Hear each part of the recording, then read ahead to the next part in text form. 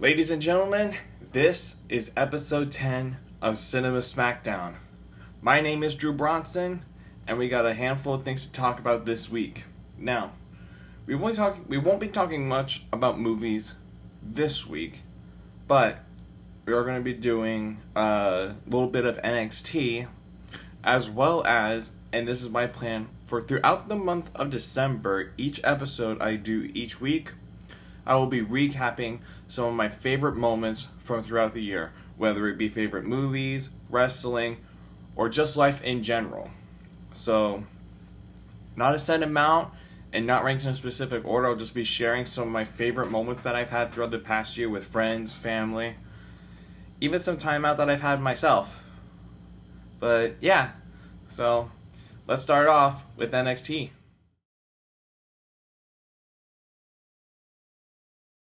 Time is running out, and we are rapidly approaching NXT Deadline this Saturday, December 9th at 8 Eastern, streaming on Peacock and WWE Network everywhere else in the world.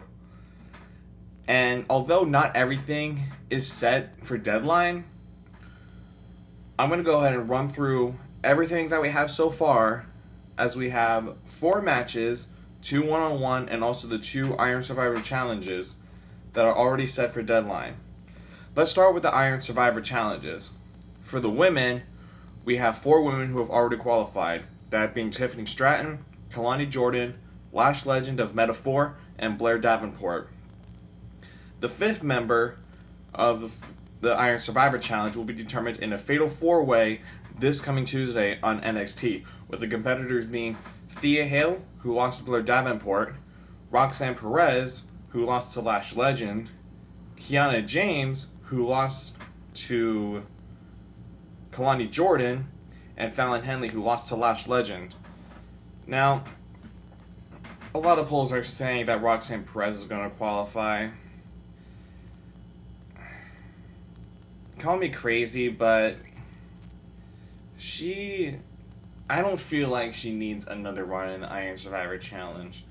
Give one of these other women a shot. Yes, Kiana James was also in last year's, so I'd say either give it to Thea Hale or Fallon Henley. For me, I would love to see Thea Hale in this Iron Survivor Challenge, but with everything that's going on with Chase U, especially after what got revealed this past week, I would say Fallon Henley. Especially since she and Stratton, should Fallon qualify, can go at it again in the Iron Survivor Challenge. Now, in a little bit, I'm going to discuss the rules of the Iron Survivor Challenge just so you can understand why this match is so unique. But for the final spot of the Women's Iron Survivor Challenge, give me Fallon Henley. And now for the Men's Iron Survivor Challenge. Oh, man. At this point, if you were to ask me to describe the Iron Survivor Challenge in one word for the men, meat. Lots and lots of meat. So far for the men's Iron Survivor Challenge, the qualified superstars are Dijak, Trick Williams, Josh Briggs, and Braun Breaker. This is by far the meatiest Iron Survivor Challenge we have, and this is our only our second Deadline pay-per-view event. Now, for the last spot, the men's Fatal 4-Way this week are all the losers, that being Carmelo Hayes, who lost to Josh Briggs, Eddie Thorpe, who lost to Braun Breaker, Joe Coffey, who lost to Trick Williams, and Tyler Bate, who lost to Dijak. Now, a lot of people are saying for this one, they want Carmelo Hayes to qualify. But, keeping with the theme, with all the meat we got going on, and someone who I think deserves a shot, is Joe Coffey. Give me Joe Coffey in this match, and this will be one of the meatiest matches Shawn Michaels has ever made in the history of NXT, or at least within the past 2 years. I haven't seen a match with this much meat since back when Dijak was known as Dominic Dijakovic, and he had his insane saga with Keith Lee. Like, give the people what they want. Give me Joe Coffey winning the Fatal 4-Way qualifier this Tuesday on NXT. Now, that's the Iron Survivor Challenge matches out of the way. We have 2 one-on-one championship matches. First up, it is Dominic Mysterio defending the NXT North American Championship against Wes Lee. Wes Lee, this past week, had to beat 3 former North American champions in order to earn a shot at Dominic Mysterio at Deadline in a Fatal 4-Way. I'll be honest, if it was me booking this match, I would have it be a gauntlet, which makes more sense. You want Wes Lee to fight to earn this opportunity against former North American champions, you would have him enter a gauntlet match first and have him run the whole thing. Very similar to what the New Day had to go through many years ago to get Kofi Kingston for a WWE Championship match at WrestleMania in New York back in 2019. But, I mean, the match itself as a Fatal 4-Way was amazing. Not just because of us seeing Bronson Reed, Cameron Grimes, and Johnny Gargano back in NXT for the first time in months. For some of them, over a year. I believe that was my first time seeing Bronson Reed in person. But man, if you were watching at home, or just if you were just watching this match, and it has nothing to do with the match, it actually has to do with the crowd, because I was there in the live studio audience with some of my friends, and every time Bronson Reed was in the ring, we just had a chance to do something with just there being a lot of meat. My favorite moment was when Bronson Reed got back out for like the second time in the match and got back into the ring to fight. My friends started chanting, "Return of the Meat." Safe to say, every Tuesday night is an absolute blast, but you won't really understand it entirely unless you're there in person. That whole match, that whole part of the night was amazing. Definitely one of my favorite parts of the night. But I mean, Wes Lee won that Fatal 4-Way match last week to earn his shot at Dominic Mysterio at Deadline.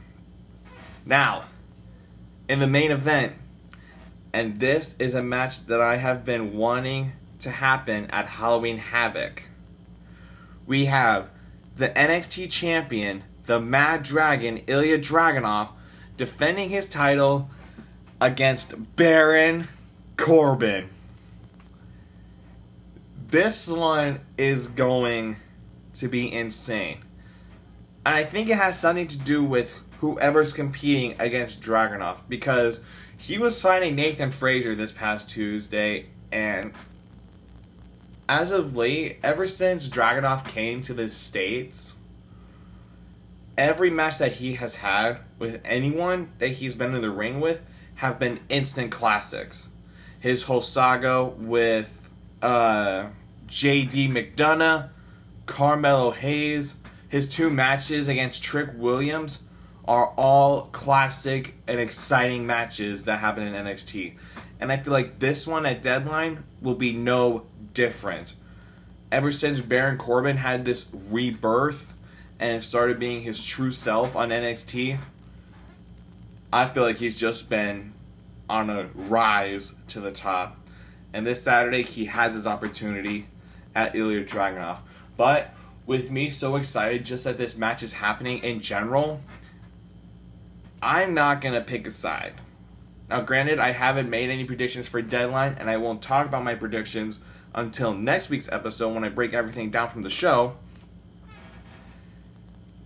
I think just for this match, I'm just going to enjoy it, because this is a match that I feel like was made for someone like me. I am huge fans of both Dragunov and Corbin, and they are going to tear the house down at Deadline. But before we finish wrapping up Deadline, I want to explain to you guys the rules real quick. In each match, 2 superstars will start. Every 5 minutes, a new superstar will enter until all 5 superstars have entered the ring. The goal of this match is to have the most falls scored by the time the clock hits 25 minutes. Every fall you win, you earn a point. However, if you are the superstar that loses the fall, you will be forced out of the ring and into a penalty box for 90 seconds. Once that 90 seconds has elapsed, you will leave the penalty box and re-enter the match. The person who scores the most falls by the time the clock hits 25 minutes will be named Iron Survivor and the number 1 contender to the NXT or NXT Women's Championships. So there you have it. Those are the official rules for the Iron Survivor challenges at NXT Deadline.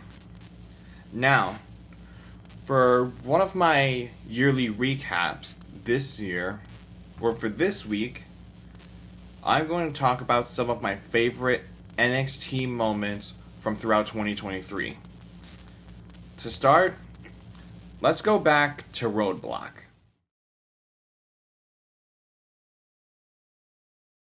Back at NXT Roadblock in March, on the way to Stand and Deliver, Shawn Michaels was a guest on the Grayson Waller effect. Of course, this is while Grayson Waller was still in NXT. And this was a big deal because when it was announced the prior Tuesday that he would be on the Grayson Waller effect, I have constantly been thinking about what is going to happen. And my friends were thinking the same thing. Grayson Waller would have a bit of a war with words with Shawn Michaels, and eventually leading to a challenge to Stand and Deliver.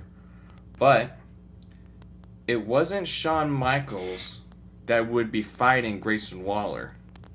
No, because for the first time since December of 2021, Johnny Gargano came back to NXT to handle some unfinished business against Grayson Waller. In the moment, I was having some mixed emotions. Like, I don't know whether you need to feel happy or shocked. It happened. And I was there. It's definitely one of the more surreal moments since I've been attending NXT. But it's not the most surreal moment, which we'll get to a little bit later. It was also a very special moment for me because Johnny Gargano was the one man that got me hooked on NXT to begin with. Back in 2018, I was in my room and I was watching NXT TakeOver New Orleans. Johnny Gargano and Tommaso Ciampa going to war in an unsanctioned match for Johnny to win his way back into NXT. Because not only did he get me hooked on NXT, he immediately became my favorite superstar in NXT. Every week I would tune in just to see Johnny Gargano. And for me to be there in person, for him to come back in the first time in over a year, to get a match that I've been wanting to see happen for so long at Stand and Deliver. Again, it was just a very, very special moment for me. And then the next day, we get to some tapings. As we were getting close to the Stand and Deliver, we were doing some double tapings for NXT. And it was during those tapings when I got this. This right here is a full circle moment for me. I, to this day, still can't really put into words how much this picture means to me, but this selfie that I got with Johnny Gargano means a lot. I mean, they say never meet your heroes. Technically, I didn't meet him. I had like a few second encounter with him just to get this picture, but this is one of those superstar pictures that I will cherish for the rest of my life. And I just can't thank you enough, Johnny, for everything that you've done in NXT and everything that you continue to do in WWE. Also happy to see that you and Ciampa are back. DIY is back, which is my favorite tag team, by the way. But yeah, this is a moment that I will cherish forever. So thank you, Johnny Gargano.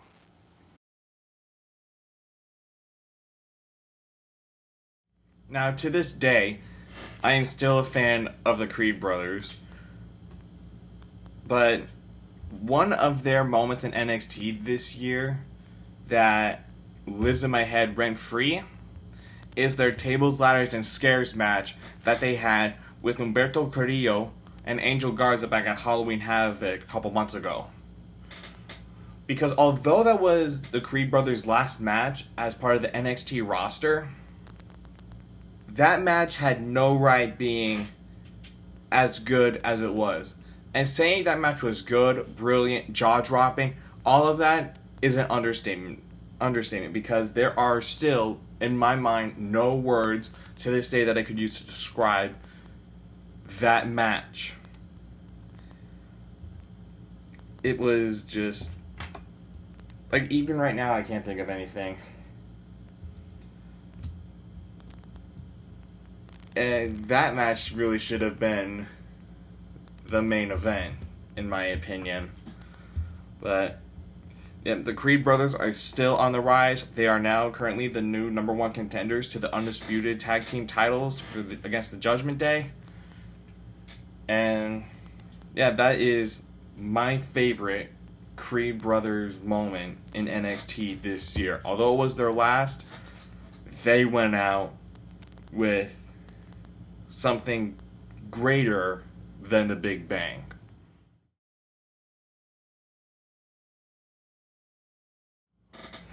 If you were to tell me 2 years ago that I would have the opportunity to meet and chat with some of the NXT superstars, I don't know if I would have believed you. But throughout this year, I've got to hang out, spend a little bit of time with, and even talk with some of the current NXT talent. Some you do see on TV, others not yet. And these people I'd like to recognize are Bo Morris, Hayden Pittman, the Bayou Boys, Cale Dixon, Luca Crucifino, Danny Palmer, and just recently I got recognized by Carmen Petrovich from when we were still in the Chase U student section, so I'll throw her name in there as well. Now, one thing that overall I cherish the most are the small moments that I get. And every small moment that I've had with you guys, it was worth it. And it really made this year worth living. Especially with what I've been going through throughout the year. In a way, you all helped. So I would like to extend a very special thank you to you guys. And, well, I guess here's to more moments, I guess, in NXT. Whether it's going out to another movie or getting into a war of words with Luca Crucifino, which hasn't happened yet, but he has flipped me the bird. And this is an interesting story. So, it was at the last NXT Live Orlando show. I was standing on the side with a bunch of my friends, and all the talent that was there was unloading the truck and getting ready to set up the show inside the Englewood Neighborhood Center. And I see Luca. Now, I'm not sure if I said hi to him first, but he looks over at me and he just flips me off. And it was one of the funniest moments I've had with an NXT superstar. Easily the funniest one so far. And what's funny is we have this little thing going on where, so if you haven't seen Luca Crucifino on NXT TV, he's a lawyer. He's known as the Legal Eagle. Fun fact about Luca Crucifino, because not only is he an NXT superstar, but he's actually in law studies, which I think is very interesting and absolutely incredible for somebody, or anybody really. And I have this sign, this cheap 3rd grade level sign that I have on a piece of foam that says, "I prefer Morgan and Morgan." And it was just something very creative. I've gotten lots of laughs out of people in the crowd. One of the talents sitting in the student section, I was sitting next to the student section one night when Luca was having a match. And one of the people sitting in the student section asked me if they could take a picture of my cheap sign. But, no, that's interesting. And then, in a moment that I had to chat with Luca, I asked him if he still wanted me to keep this thing going with my sign. And he said, "Oh, yeah, I mean, he loves it." He really does. And, yeah, definitely one of the funniest encounters I've had with Luca Crucifino. And Danny Palmer specifically, I mean, if you haven't had the chance to chat with Danny Palmer, overall, she's just one of the sweetest and nicest women you will meet. And you can see a post on her Instagram, but some time ago, she found this abandoned young kitten outside of the PC, I think, and she took it in and started taking care of it, which honestly makes her a better person than I am. Like, I'm not a horrible person, but I don't know if I would have made that choice right away myself. So, Danny, you are a better person than me for doing that.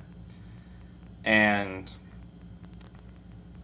over some time, while taking care of her, found out that she had an illness, which she said that was really what happens when it gets abandoned. So, not only do I feel sorry for the kitten who was named Mercy, not only do I feel sorry for Mercy, but I also feel really sorry for what Danny had to go through, because after some time, Mercy unfortunately passed away.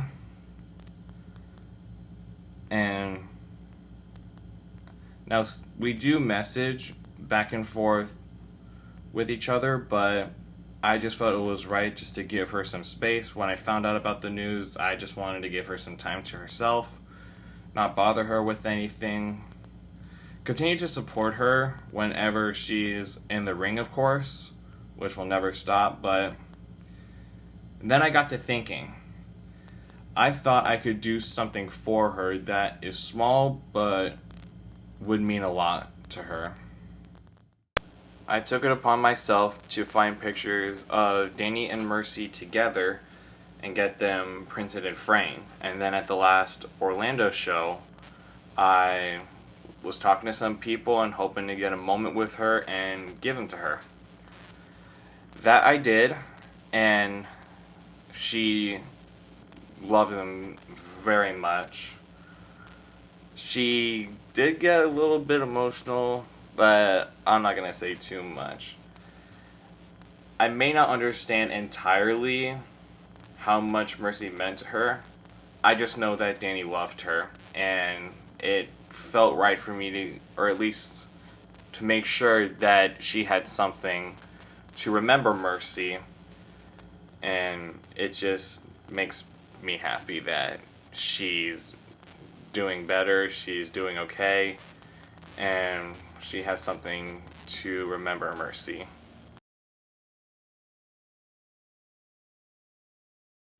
Easily, the single greatest moment I've had in attending NXT was October 10th, Tuesday, October 10th. It was the night that main roster talent Cody Rhodes, Asuka, LA Knight was down here, John Cena, Paul Heyman, and The Undertaker.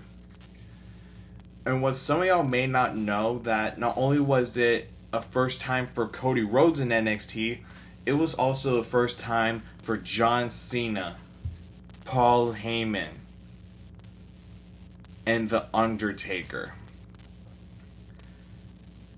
It is still surreal that not only can I say that The Undertaker was in NXT, but I can say that I, along with all of my friends, got to see the American Badass Undertaker roll out to the ring on a motorcycle in the NXT arena. Never in my life would I think that those words would come out of my mouth. It is the single most surreal moment since I started attending NXT in December of 2021.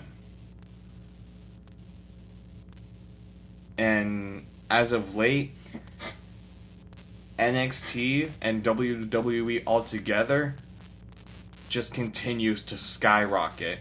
I can't even imagine where things are going to go from here. All I know is that it's just going to keep going up and up and up. But, I mean, yeah, it's absolutely incredible.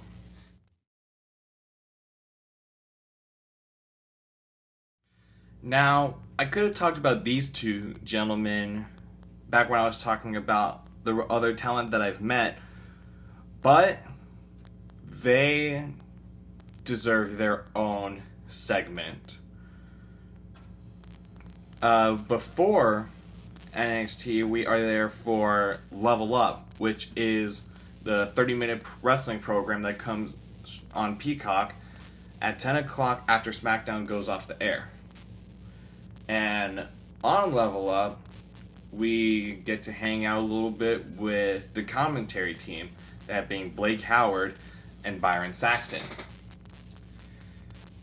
Now, Byron recently took to Instagram to talk about really what I'm about to talk about, really just the moments that we've had together. It's a lot of fun. And eventually, at some point this year, we started playing a lot of rock, paper, scissors. And I, myself, am a former rock, paper, scissors champion, because me and my favorite rival, Blake Howard, we've been on a saga over the past number of months, dating back to, I think, some point in the summer or early fall. Really just any small moment that we have with Blake Howard and Byron Saxton is special and definitely some to remember. One of my favorite things besides rock, paper, scissors with Blake Howard is Byron likes to get a little bit of exercise and run a lap around the ring, high-fiving everyone that's there. Well, not everyone, like people that are in the front row type stuff. Yeah, it's really just the time that I spent at NXT this past year has me almost speechless. Everyone that I know on the roster, every friend that I have in the crowd, in the NXT universe, can't thank you all enough for not only spending the time with me, but in a way, you guys have also helped me. You guys have helped me get back on my feet and get me out of a low place in my life. So Again, thank you guys so much. You do not understand how much each moment with you is special to me, and I hope we continue to have more moments together. Ladies and gentlemen, that's going to do it this week for Cinema Smackdown. Thank you guys so much for tuning in. Please make sure you like, comment, share, and subscribe, and turn on the notification bell so you can get notified when new videos come out. I'll see you guys next week.